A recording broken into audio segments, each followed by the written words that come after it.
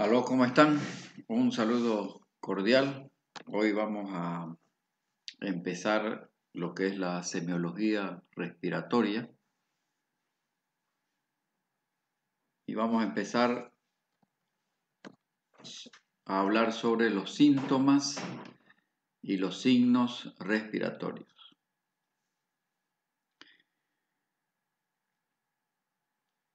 Sabemos que los enfermos acuden al médico cuando cuando tienen alguna molestia,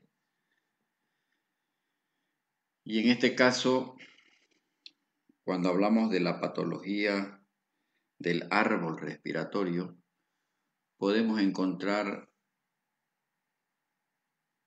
pacientes que acuden ya sea a la consulta externa o al servicio de guardia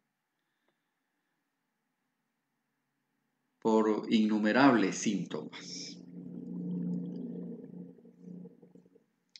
Estos síntomas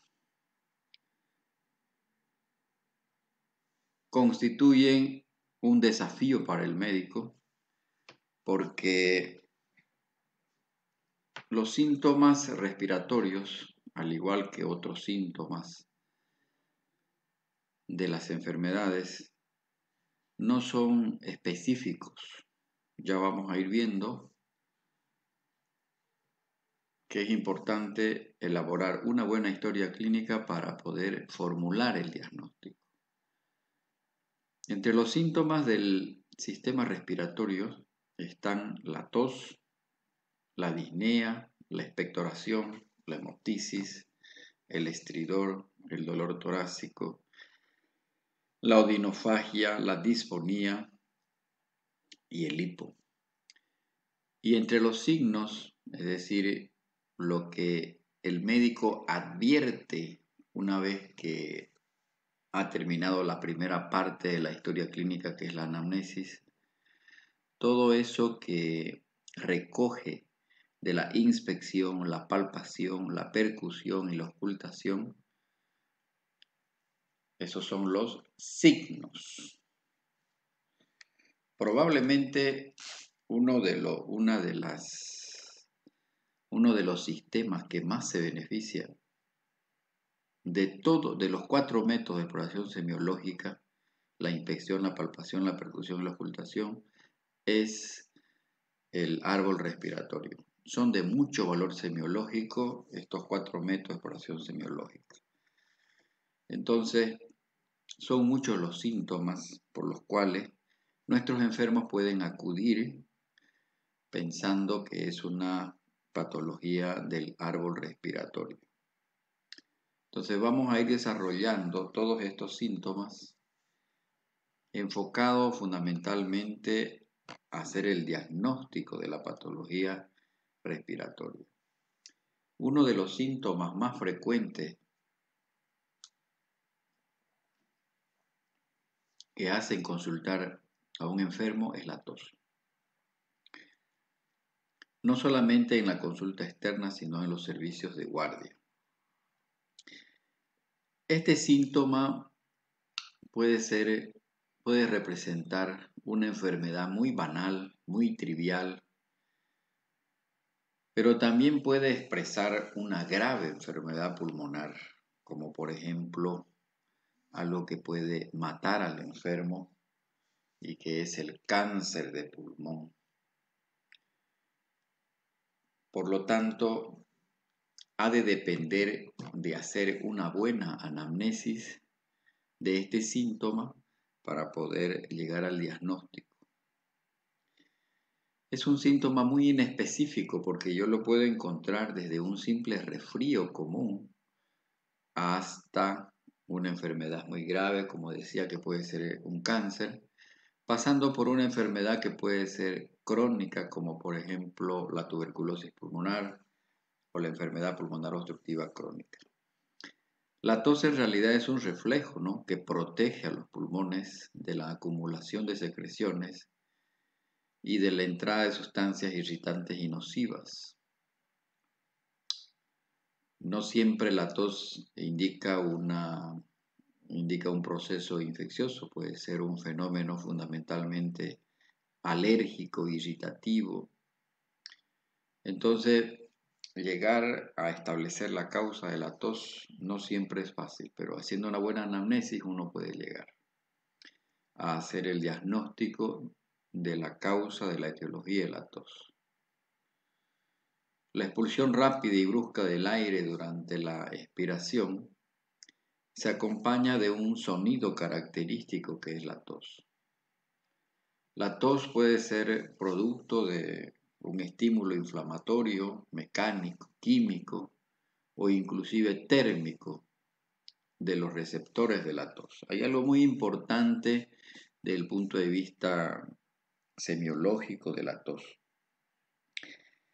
A medida que el proceso inflamatorio, o sea, es decir, mientras más alto es el proceso inflamatorio, si tomamos en cuenta el árbol respiratorio superior o inferior, mientras más alta es el proceso inflamatorio, es más frecuente la tos.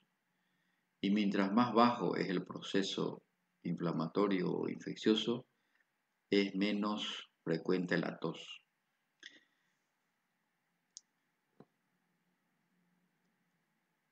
La gravedad de la tos, la intensidad de la tos, no tiene una relación directa con la gravedad de la enfermedad. Muchos enfermos acuden al médico preocupados por la tos, porque la tos se vuelve un síntoma altera su calidad de vida, digamos. Y el paciente cree de que está frente a una enfermedad muy grave y no siempre es así, digamos. Esa expulsión de aire en forma súbita y explosiva que sigue a una inspiración profunda y al cierre de la glotis, a esto se llama tos. En realidad, para toser, para el acto de la tos, se necesita una buena musculatura torácica. Es así que un enfermo, por ejemplo, cuando está desnutrido y ha perdido la masa muscular del tórax, prácticamente es difícil que tosa. O sea, para toser hay que tener un aparato muscular indemne, es decir, el paciente tiene que estar en buenas condiciones. Pacientes muy desnutridos no pueden toser y eso hace dificultar el diagnóstico. Cuando uno se enfrenta a un enfermo con tos, tiene que interrogarse si la tos, o tiene que hacer una buena anamnesis, porque hay una variedad de tos. O sea, los enfermos no se presentan de la misma forma con tos. La tos puede ser seca, cuando no expulsa nada, y generalmente obedece a procesos irritativos del árbol respiratorio superior. Puede ser por lesiones extratorácicas, lesiones del mediastino, la pleura. Por ejemplo, cuando la tos es debido a un derrame pleural, generalmente la tos es seca. Sin embargo, la tos también puede ser húmeda, productiva, y es característica de procesos infecciosos, inflamatorios, broncopulmonares, que pueden ser de naturaleza aguda o de naturaleza crónica. Entonces, importante en la anamnesis es el tiempo de la evolución de la tos. Importante es interrogar a nuestros enfermos cuánto tiempo lleva tosiendo, si es una tos seca o una tos productiva. Entonces, en el tiempo nos interesa saber si la tos es aguda o es crónica, porque indudablemente hay enfermedades que producen tos con una evolución aguda, que generalmente son procesos benignos, pero cuando la evolución de la tos es de naturaleza crónica, yo tengo que pensar que puede ser algún problema crónico. Importante en la anamnesis para formular el diagnóstico es averiguar otros síntomas de esa tos. O sea, no hay enfermedades, o sea, la mayor parte de las enfermedades no son monosintomáticas, o sea, no se presentan con un solo síntoma. Generalmente son enfermedades multisintomáticas, es decir, que tienen una variedad de síntomas.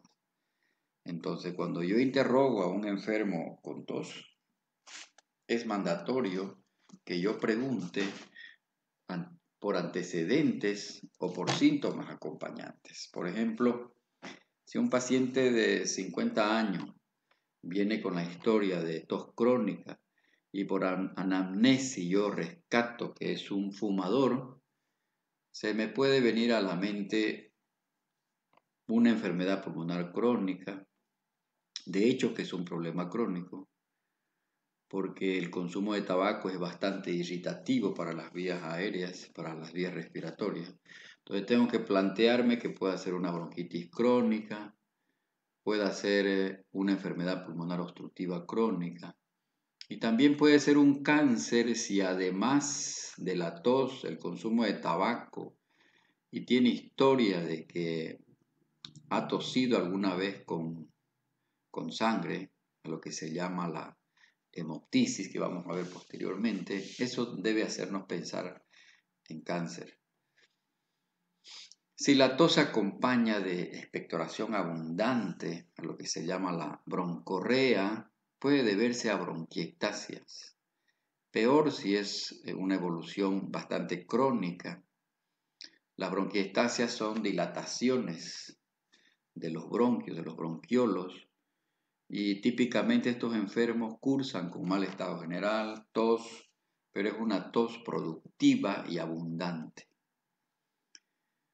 Cuando la tos se acompaña de sibilancias, que esto uno lo explora a través de la auscultación pulmonar como unos ruidos de silbidos por obstrucción de los bronquios, si esa tos es esporádica, que se manifiesta, que se agrava, que se exacerba en los periodos de invierno, por ejemplo, debe hacernos sospechar en asma.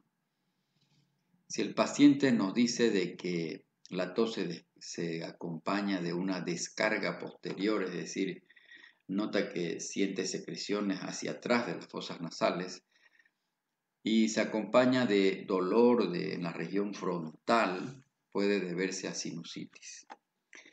Estos dos síntomas de pirosis y regurgitación son dos síntomas gastrointestinales que cuando están presentes en un paciente con historia de tos puede hacernos pensar en una enfermedad por reflujo gastroesofágico.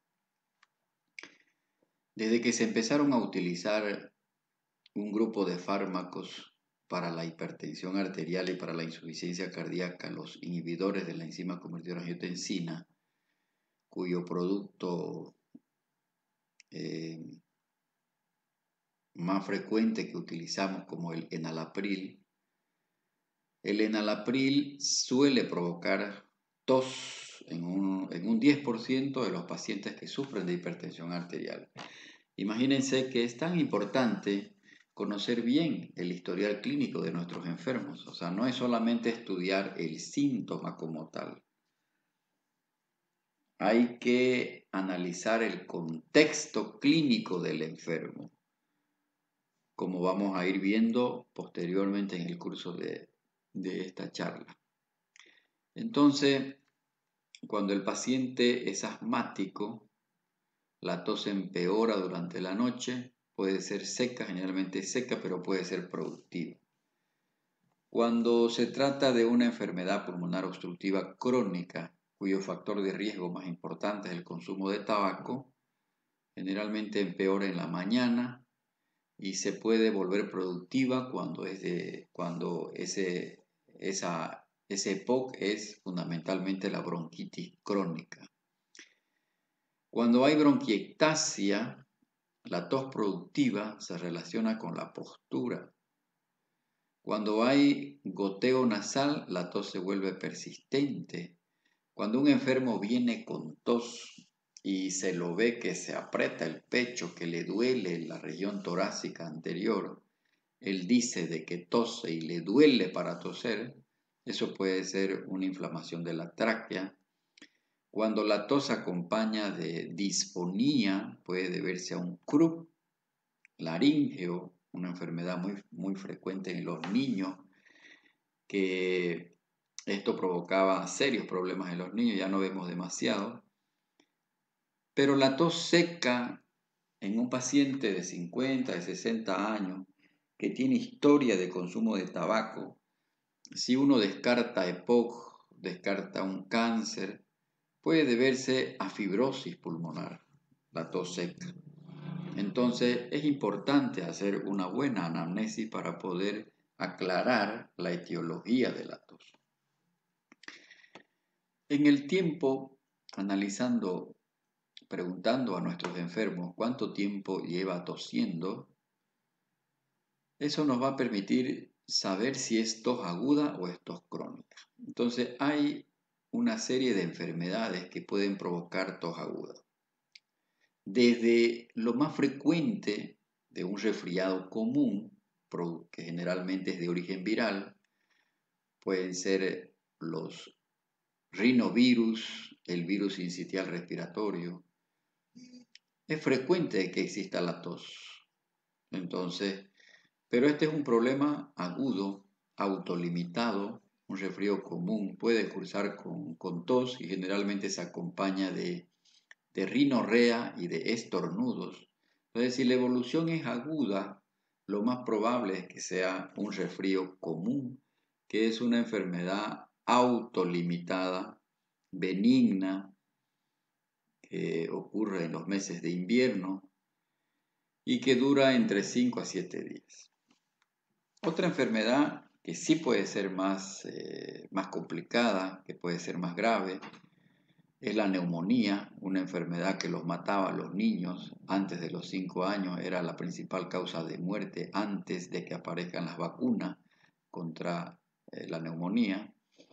Entonces, la tos también es de naturaleza, es de evolución aguda, es de inicio súbito y es una causa muy importante, ¿no? Hay una neumonía típica que es producida por el Streptococcus pneumoniae, en la que existe una tríada. El paciente viene con tos, un dolor en el emitórax afectado y fiebre de inicio súbito. Prácticamente la sospecha de la neumonía se confirma a través de la exploración semiológica con la inspección, la palpación, la percusión y la ocultación, y lo que nos permite confirmar el diagnóstico de la neumonía es una radiografía de tórax. También entonces es una causa de tos de evolución aguda porque no sobrepasa los 5 a 7 días en el caso de una neumonía típica, ¿no es verdad? La insuficiencia cardíaca congestiva, cuando el corazón falla, los pulmones, los alvéolos pulmonares se llenan de agua, rebasan los alvéolos de agua, y esto puede generar tos. Estos enfermos tienen tos nocturna y acusan falta de aire, o sea, la tos aquí en la insuficiencia cardíaca se puede acompañar de disnea, de falta de aire. En una neumonía, la tos se acompaña de fiebre y dolor torácico, un dolor en el hemitórax, que puede ser izquierdo, puede ser derecho. Entonces, hay enfermos que pueden toser y no es que la tos sea por una infección pulmonar, sino que es por congestión pulmonar. La tos y la disnea son síntomas que se presentan no solamente en enfermedades pulmonares, sino también en enfermedades cardíacas. Pero para que yo sospeche que esta tos es por problema cardíaco, el paciente tiene que tener factores de riesgo cardiovascular. Tendría que ser un hipertenso, un diabético, tendría que ser un paciente fumador con historia de que tiene problemas de colesterol, un paciente con historia de que tuvo un infarto, Y esta tos se acompaña típicamente de disnea. Entonces, cuando yo lo interrogo al enfermo, yo tendría que investigar, cuando yo sospecho que la tos es por insuficiencia cardíaca, yo tendría que investigar si tiene disnea, porque de hecho que tiene que tener disnea el paciente. El tromboembolismo pulmonar es una causa de tos y obviamente el paciente que desarrolla un tromboembolismo pulmonar es un cuadro agudo, es una verdadera emergencia en la que el paciente, además de la tos, tiene disnea y dolor torácico de inicio súbito. Es una verdadera emergencia el tromboembolismo pulmonar. La sinusitis bacteriana aguda también puede provocar tos. La enfermedad pulmonar obstructiva crónica, la bronquitis crónica cuando el paciente está sufriendo un POUC agudo, una exacerbación de su bronquitis crónica, puede cursar con tos. Es frecuente que los pacientes que tienen rinitis alérgica pueden cursar también con tos y la broncoaspiración. En cambio, las causas que provocan tos crónica son muy diferentes. En países pobres, en nuestro medio, todo paciente que tose por más de 15 días debe hacernos sospechar de que se trata de una tuberculosis pulmonar. Evidentemente, la enfermedad pulmonar obstructiva crónica puede provocar tos crónica. Sin embargo, es importante descartar tuberculosis pulmonar. Todo paciente que tose por más de 15 días es mandatorio hacerle una baciloscopía seriada de esputo. Estas enfermedades son de evolución crónica. El asma también es una enfermedad crónica, de evolución crónica, con periodos de exacerbación y periodos de remisión. La bronquitis crónica, lo propio, en el contexto de lo que se llama la enfermedad pulmonar obstructiva crónica en pacientes que consumen tabaco. Típicamente las bronquiectasias, que ya decíamos anteriormente, cursan con tos crónica y es una tos productiva. Lo más grave que le puede ocurrir a un enfermo cuando acusa tos, es decir, lo que lo puede matar a un enfermo, es el cáncer broncogénico. Es un paciente mayor de 50, 60 años con historia de consumo de tabaco y que tiene historia de tos. Entonces, importante es que el médico, frente a un enfermo que tiene tos crónica, cuando descarta tuberculosis o cuando descarta estas otras enfermedades, tiene que sospechar de un cáncer. Los médicos, o sea, la finalidad de nuestra profesión médica es evitar la muerte prematura. Esa es nuestra principal finalidad. Lo que tenemos que hacer es evitar que nuestros pacientes se mueran antes de tiempo y mejorar su calidad de vida. Entonces, siempre uno tiene que sospechar una enfermedad que lo mata al enfermo, que lo puede matar al enfermo. Entonces, nunca hay que descartar en un paciente que tiene historia de tos crónica, que ha perdido peso, porque de hecho que el paciente, cuando es sospechoso de un cáncer o una tuberculosis o una bronquiectasia, típicamente estos enfermos, además de la tos crónica, van a cursar con pérdida de peso. La insuficiencia ventricular izquierda puede provocar, es decir, un paciente con insuficiencia cardíaca crónica, el paciente que está con las cavidades cardíacas dilatadas, es habitual que cursen con tos.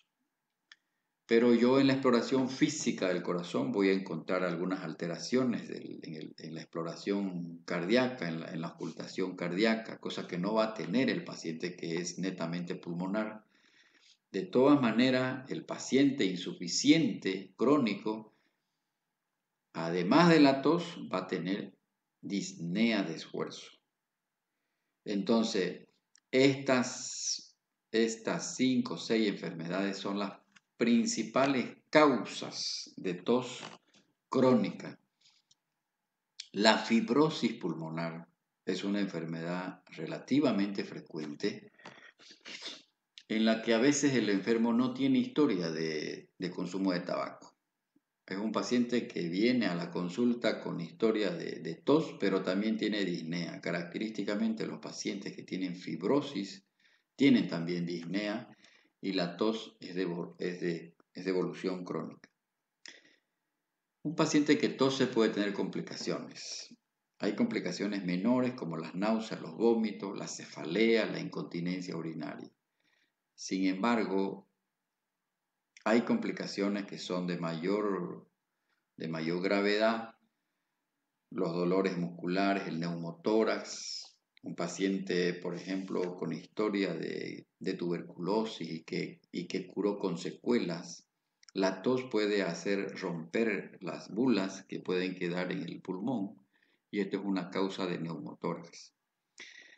La tos también, por ser un fenómeno vasovagal, puede provocar bradicardia, puede provocar síncope.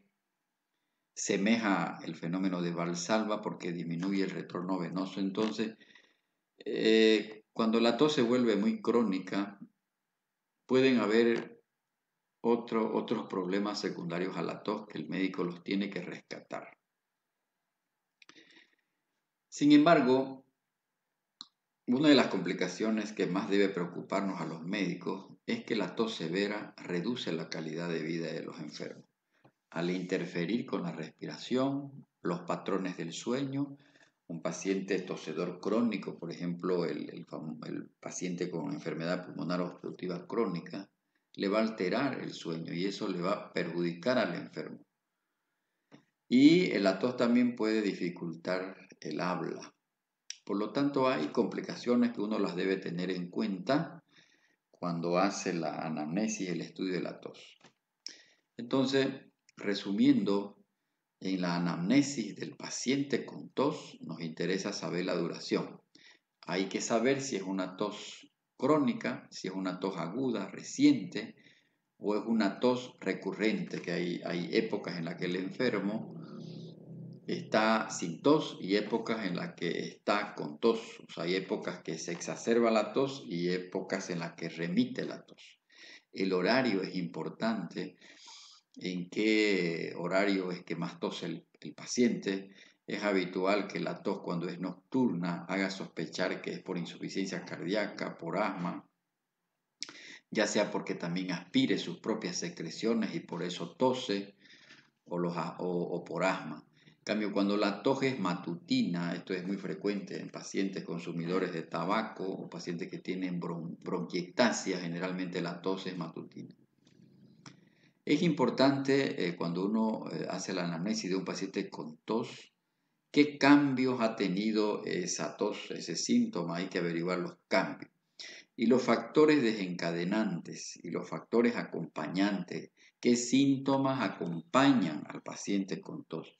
Ya hemos dicho al principio que son raras las enfermedades monosintomáticas. Los enfermos siempre vienen por acusando un síntoma, que es el que más le preocupa, pero el médico tiene que interrogar para saber si no existen otros síntomas. La expectoración es un acto mediante el cual son expulsados por intermedio de la tos las secreciones que están contenidas en las vías respiratorias. Es decir, el paciente con tos puede expulsar esas secreciones. A eso se llama la tos productiva. Cuando yo tengo un enfermo con expectoración, con una tos productiva, me interesa analizar el color, la cantidad, la consistencia e inclusive me interesa saber el olor, porque ese esputo que expulsa el paciente con el acto de la tos, si la secreción es de mal olor, tengo que pensar que los microbios causantes de ese proceso infeccioso pueden ser gram negativos o pueden ser microbios de naturaleza anaeróbicos. Entonces es importante investigar estas características, si es de color verdoso, si es amarillo verdoso, la cantidad si es una cantidad importante, la consistencia, si ese esputo es pegajoso, si no es pegajoso, importante. Eso hay que averiguar y hay que observarlo en los enfermos. Entonces el esputo puede ser ceroso, mucoso, mucopurulento o puede tener estrías de sangre. Puede ser un esputo sanguinolento o un esputo hemoptoico como en herrumbroso, como ocurre en la neumonía, por ejemplo. El esputo del paciente con neumonía es herrumbroso como algo, como si estuviéramos moliendo ladrillo. Muchas veces el esputo tiene una forma numular, es decir, como se apila como en monedas, importante es observarlo. Generalmente cuando el esputo es de naturaleza mucopurulenta o purulenta, uno tiene que pensar en bronquiectasias o en tuberculosis pulmonar. Entonces, en la expectoración, el paciente arroja por la boca las flemas y las secreciones que se depositan en los bronquios, y ese producto hemos dicho que se llama esputo. La secreción normal es menor de 100 cc en 24 horas. O sea, es normal que uno pueda acumular secreciones porque la mucosa del algo respiratorio tiene células que producen esputo normalmente, ¿no? El color hialino amarillento se ve en las bronquitis agudas, en la tuberculosis, pero también en la tuberculosis el color puede ser verdoso. Amarillo verdoso, como dice acá, en bronquitis crónicas, los abscesos pulmonares, típicamente los pacientes que tienen tos productiva con esputo, el esputo va a ser de naturaleza purulenta. Y si es de mal olor, hay que pensar que ese absceso pulmonar es por anaerobio o gérmenes gram negativo. La tuberculosis también es una causa importante. Cuando esa expectoración es roja rutilante, uno tiene que pensar que puede ser hemoptisis. Rojo claro en el edema agudo de pulmón, herrumbroso cuando es por una neumonía o por un infarto pulmonar, el paciente que hace un tromboembolismo pulmonar, y si es un émbolo grande que ha obstruido una arteria pulmonar, puede infartarse el pulmón, es decir, se necrosa el pulmón, y después de la necrosis el paciente va a tener tos productiva con un esputo herrumbroso. Es importante entonces analizar las características del esputo. El olor es fétido, como decíamos, cuando las bronquiectasias están sobreinfectadas, porque las bronquiectasias son solamente dilataciones de los bronquios, pero esto predispone a que se añada un proceso infeccioso. Entonces, en ese caso, el olor del esputo, que es purulento, va a ser de olor fétido. Entonces, en la evaluación del esputo, el momento de inicio y elaboración es importante, el aspecto y la consistencia. Yo tengo que analizar si es mucoso, gelatinoso, si es purulento. Todas esas características que ya hemos nombrado son importantes. O sea, el aspecto, el olor, la cantidad, en qué momento del día es cuanto más cursa el paciente con tos productiva, con esputo, y los síntomas que acompañan. Es importantísimo investigar por anamnesis qué otros síntomas tiene el enfermo que acusa que viene por tos con tos productiva. ¿Cuáles son las causas de expectoración?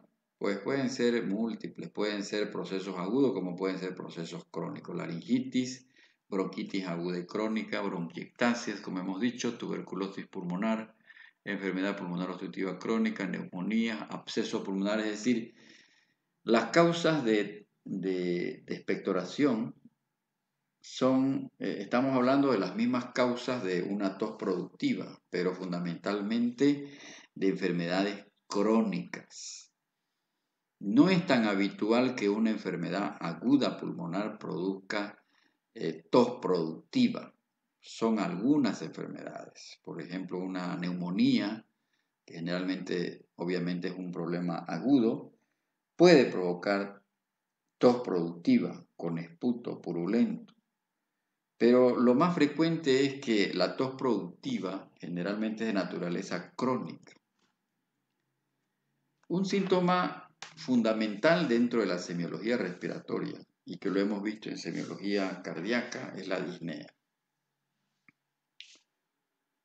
Es una causa muy frecuente de consulta, no solamente en la atención primaria de salud, sino en la guardia. Muchos enfermos acuden en la madrugada, a cualquier hora de la noche, con historia de disnea.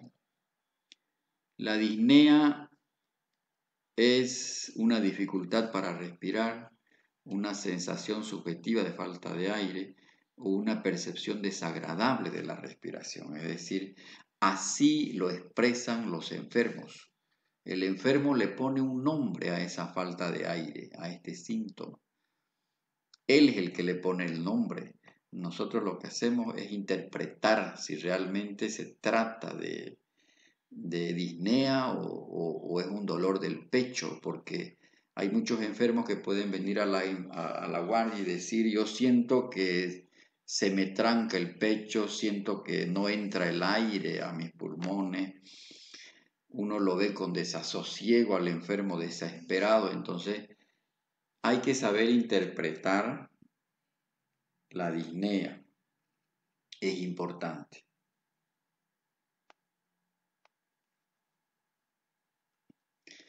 Es una sensación entonces subjetiva de falta de aire que puede expresar una respiración anormal o incómoda, cuyas características pueden variar según las causas que la producen.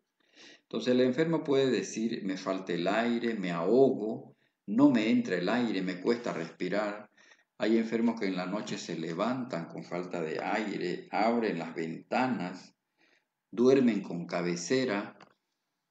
Y uno puede decir, es que esa es su forma de ser. O sea, la persona que muchas veces lo lleva al enfermo dice: bueno, es así nomás mi marido, es así nomás mi esposo, es así nomás mi mujer, no puede dormir si no está con cabecera. Muchas veces eso no es simplemente la costumbre del enfermo, eso puede expresar una insuficiencia cardíaca izquierda. Puede ser que esté en edema agudo de pulmón el enfermo. Entonces el médico tiene que ser muy hábil para detectar si es disnea o es angina de pecho o es un dolor del pecho, un dolor anginoso. Es importante, tomando en cuenta que fisiopatológicamente el ciclo cardíaco tiene dos fases, una fase que es la inspiración y la otra fase que es la expiración. Es importante cuando uno lo examina al enfermo. Por eso es que yo no puedo hacer diagnóstico por teléfono de una disnea, es decir, me va a ser muy difícil saber el diagnóstico etiológico de una disnea, porque es importante observarlo al enfermo cuando tiene disnea.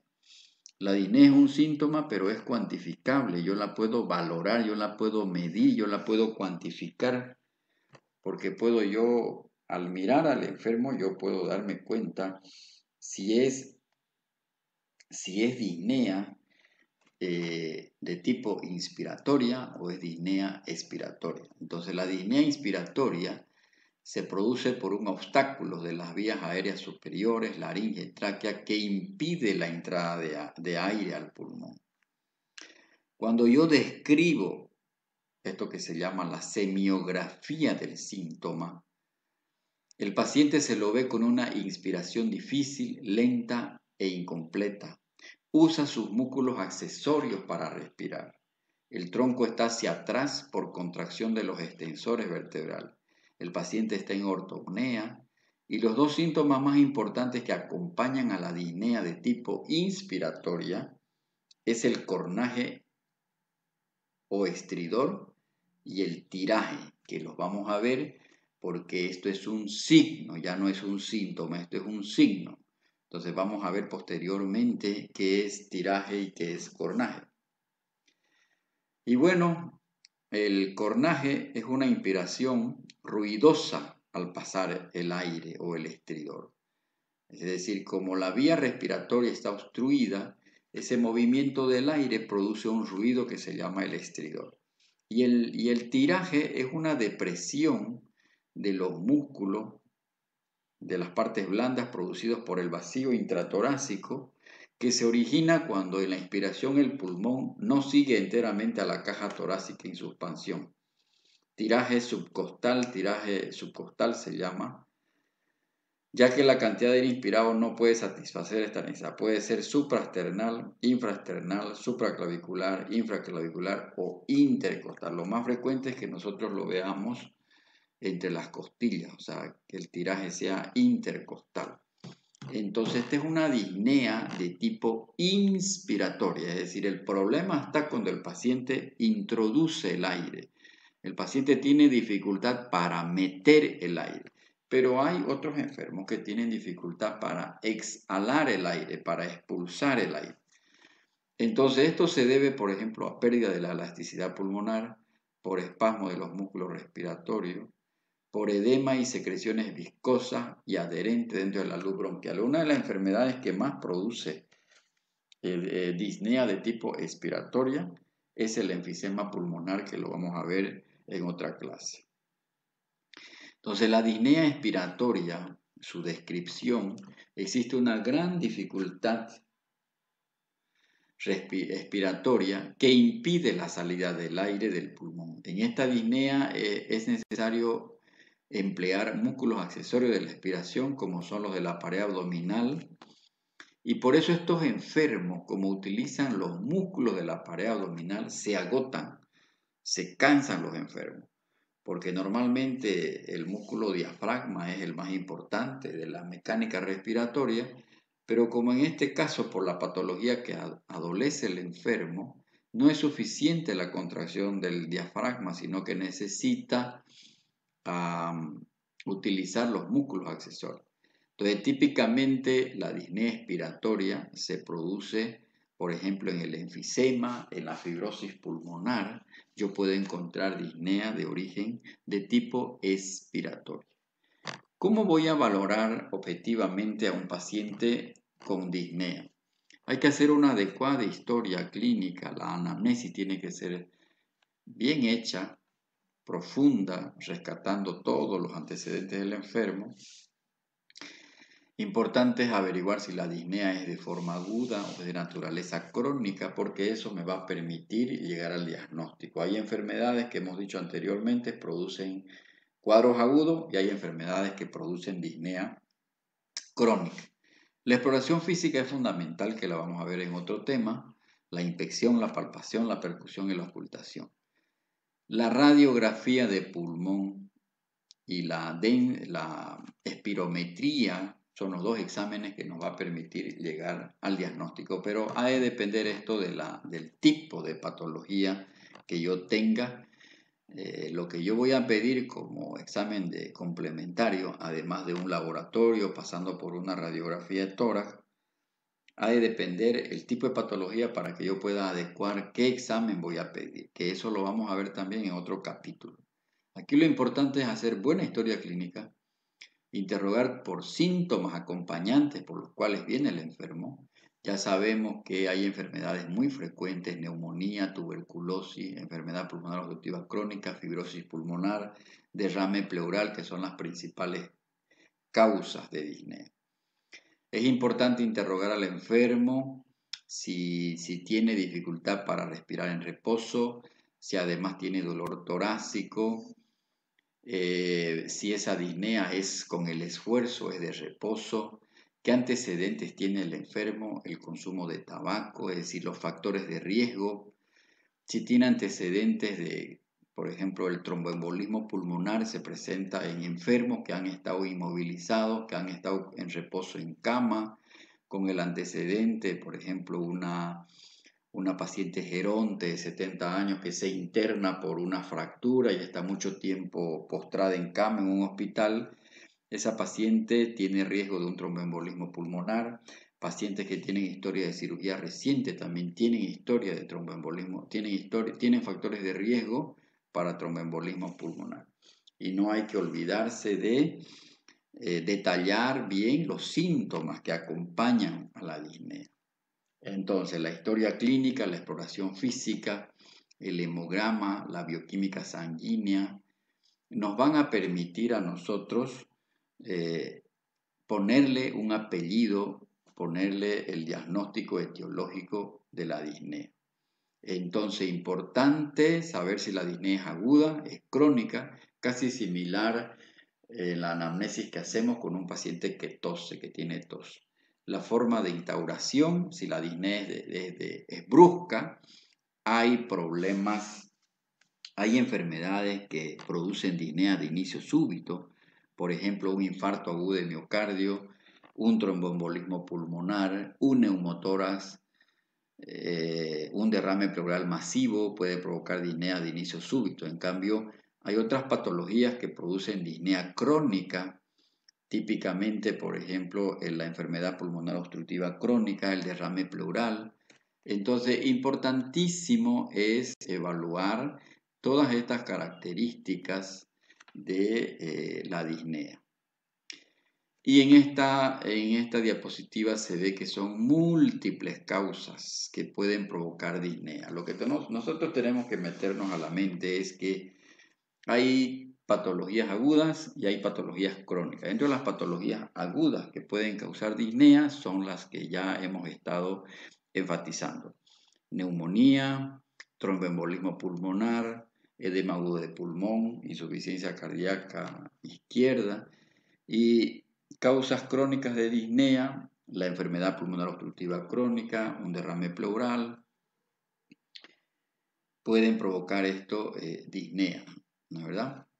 Entonces, importantísimo es hacer una buena anamnesis en la disnea. Entonces, hay que caracterizar bien la disnea, los factores predisponentes o factores de riesgo que tiene el enfermo, qué síntomas acompañantes tiene el enfermo. Ya hemos dicho que ese síntoma que acompaña la disnea es fundamental para sospechar el diagnóstico.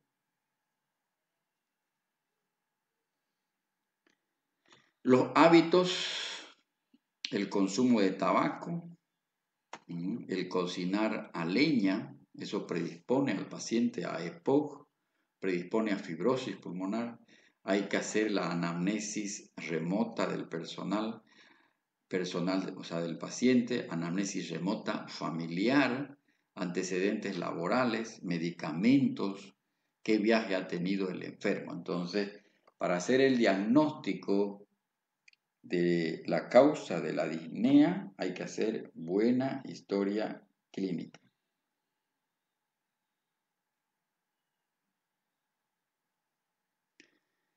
Vamos a hablar ahora de un síntoma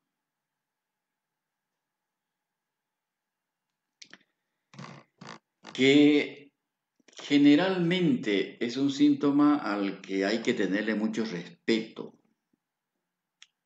Por ejemplo, la tos puede aparecer desde un simple resfrío común. Resfrío, gripe, influenza, ahora que está de moda el coronavirus, puede cursar con tos. Sin embargo, la hemoptisis generalmente es un proceso, la causa de la hemoptisis puede ser algo muy grave y que lo puede matar al enfermo.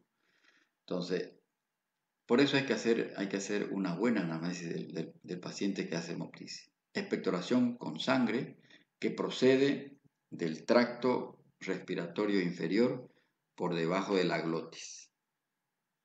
Engloba desde el esputo teñido con sangre, que es el esputo hemoptoico, hasta la hemoptisis que puede comprometer la vida del enfermo.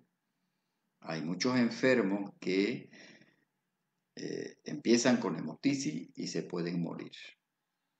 La hemoptisis puede ser masiva cuando expectora más de 600 ml en un periodo de 24 horas o más de 120 cc de sangre perdida en una hora. Es amenazante para la vida Cuando provoca insuficiencia respiratoria o cuando provoca inestabilidad hemodinámica, cuando un enfermo llega a la guardia con hemoptisis y sufre un colapso hemodinámico, eso es muy grave. Estos enfermos o bien fallecen por un shock hipovolémico o pueden fallecer por insuficiencia respiratoria. Si no se los somete a ventilación, a un respirador, pues pueden fallecer. Entonces la hemoptisis, cuando es masiva, realmente es un drama para el médico.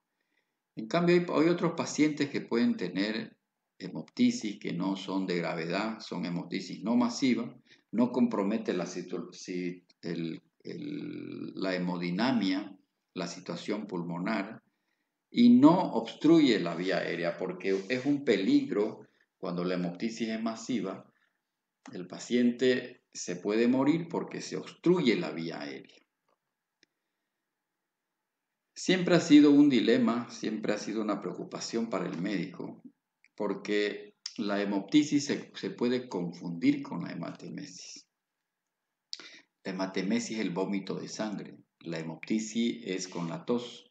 Entonces, este es un cuadro que nos va a permitir diferenciar, discriminar hemoptisis de hematemesis.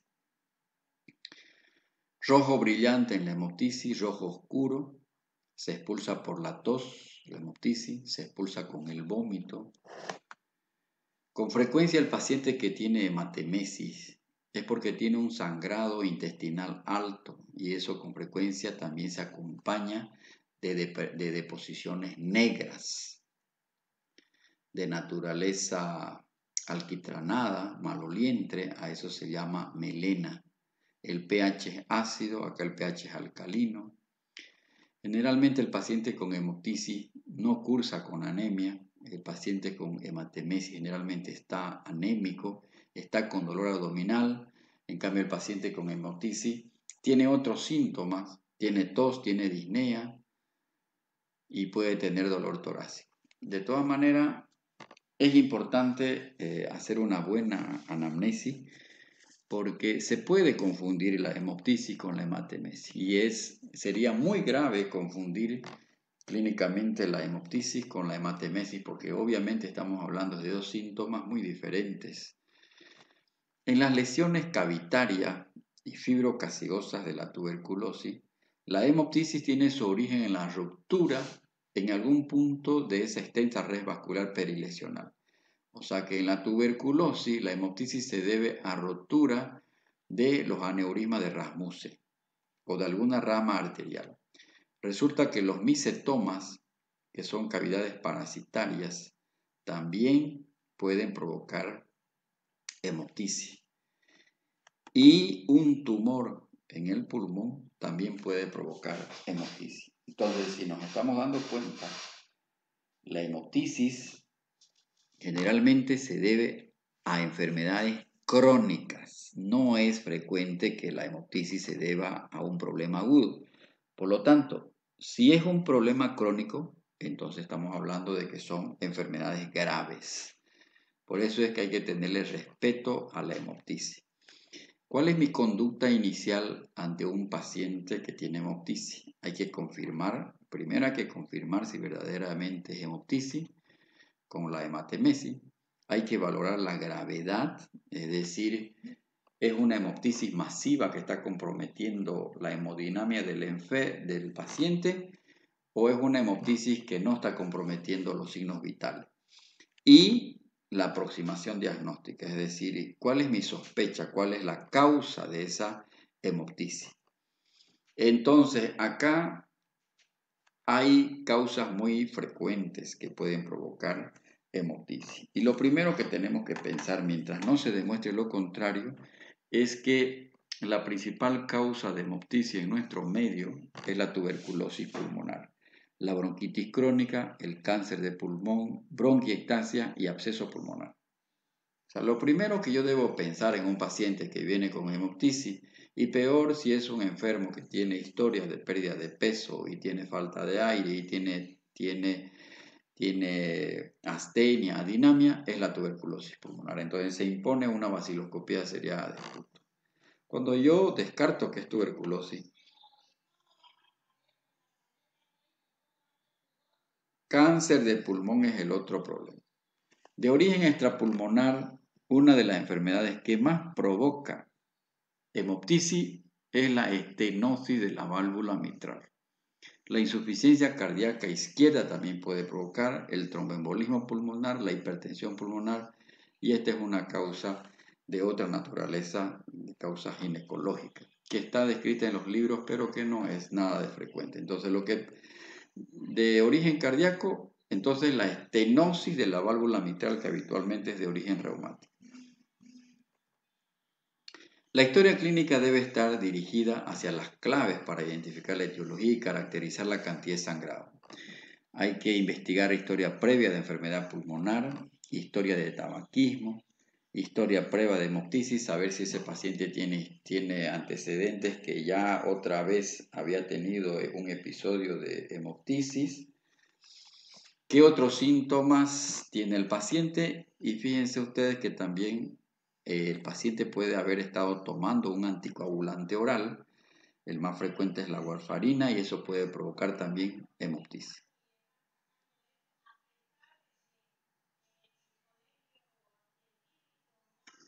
La radiografía de tórax es clave en las enfermedades pulmonares. Prácticamente uno no se animaría a hacer diagnóstico de una enfermedad pulmonar si no tiene una radiografía de tórax. La radiografía de tórax, vamos a dedicarle un capítulo a la radiografía de tórax en las enfermedades pulmonares. Entonces es una herramienta fundamental en el diagnóstico. El enfoque diagnóstico de un paciente que tiene hemoptisis, hay que investigar si tiene hábito tabáquico, antecedentes de patología respiratoria, bronquiectasia, enfisema, episodios previos de hemoptisis. Si el paciente tiene pérdida de peso, astenia, adinamia, uno puede sospechar que la hemoptisis sea por tuberculosis pulmonar o por bronquiectasia o un cáncer de pulmón. Generalmente es crónico. Si se acompaña de fiebre, importantísimo, eso puede ser tuberculosis pulmonar, puede ser un absceso pulmonar también. El dolor torácico pleurítico es muy característico en pacientes que tienen cáncer de pulmón avanzado. Si se acompaña de disnea, puede ser también por tuberculosis. Si es expectoración crónica, puede ser bronquiectasia, tuberculosis. Entonces, prácticamente el diagnóstico no se centra solamente en el síntoma como tal, sino en toda una historia clínica. La toma de anticonceptivos orales o anticoagulantes también hay que investigar en el enfermo. ¿Qué síntomas acompañan a esa hemoptisis? Es importante para hacer el diagnóstico etiológico.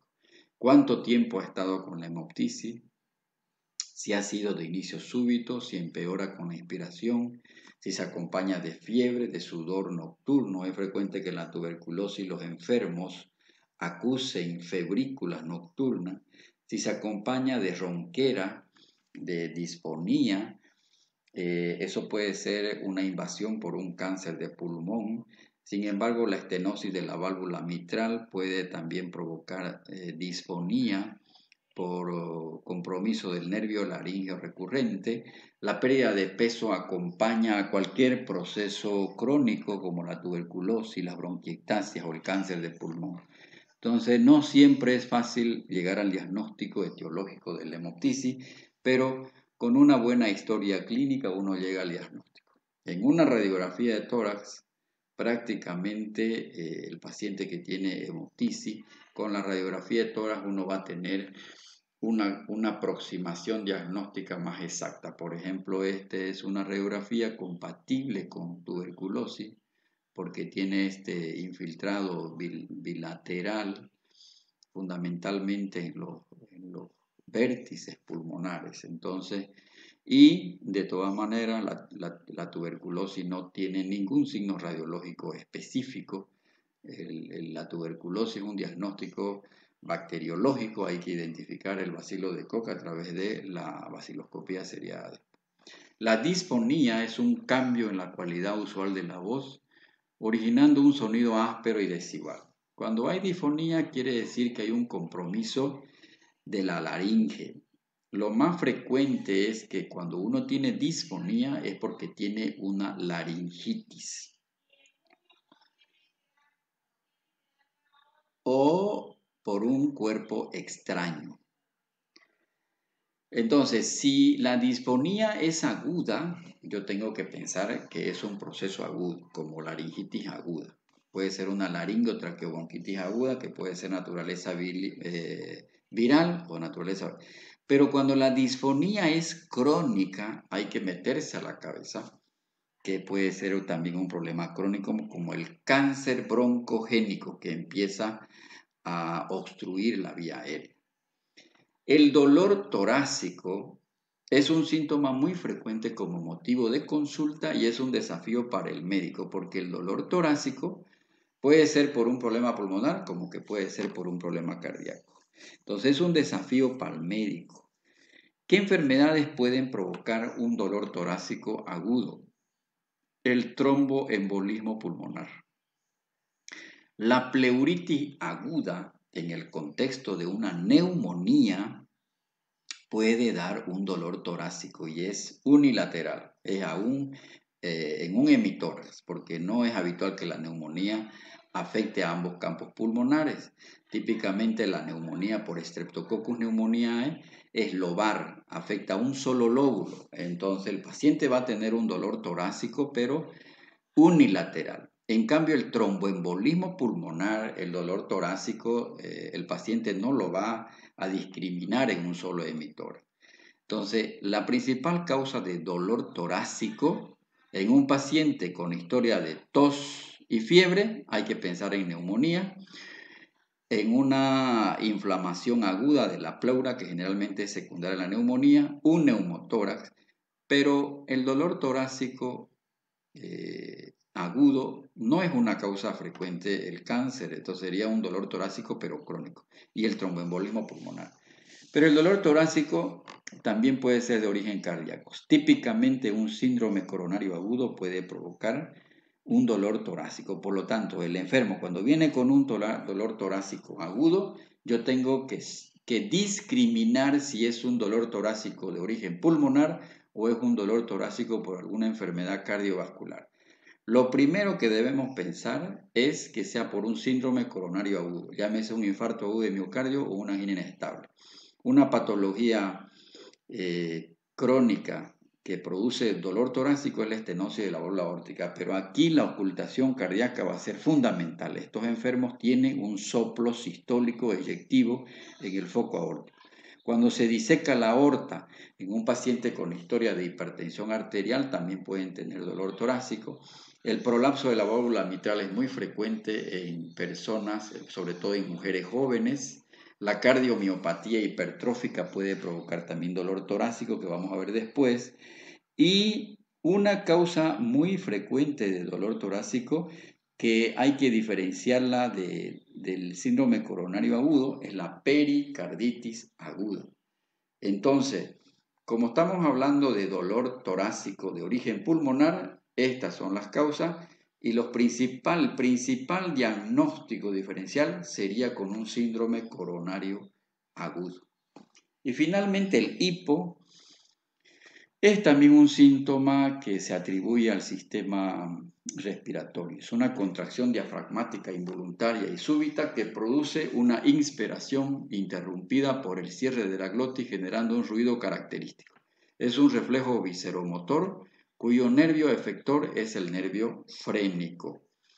Fíjense que el hipo puede ser causado por problemas pulmonares, pero también puede ser de origen central. Hay causas agudas, hay causas banales que pueden provocar hipo, pero el hipo también puede ser un problema importante, por ejemplo, por irritación pleural, por una hernia diafragmática, por un absceso subclínico y hasta el infarto agudo de miocardio cuando es de pared inferior, porque se irrita el nervio frénico, el paciente puede tener hipo. Adenomegalias, o sea, crecimiento de los ganglios, por tuberculosis, por neoplasia malignas, por fibrosis pulmonar, pueden tener hipo, pero este es un hipo importante, no estamos hablando de ese hipo que nos puede dar después de consumir bebidas alcohólicas, digamos.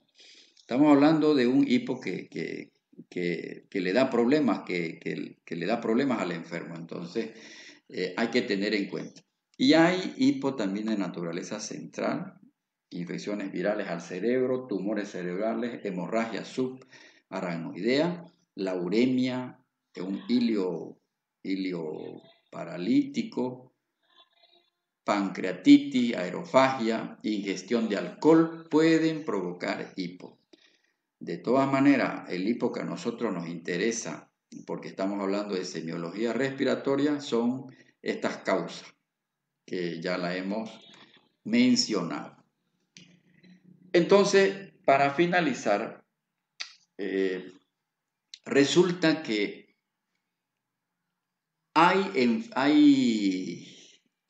pueden haber enfermedades extrapulmonares que se acompañan de síntomas del árbol respiratorio, que vamos a ver en una clase aparte. El síndrome de la vena cava superior, el síndrome de Claudio Bernard Horner, el tumor de Panquas, que es un dolor en el lóbulo, un dolor de hombro por un tumor del lóbulo superior derecho, esto es el tumor de Panquas.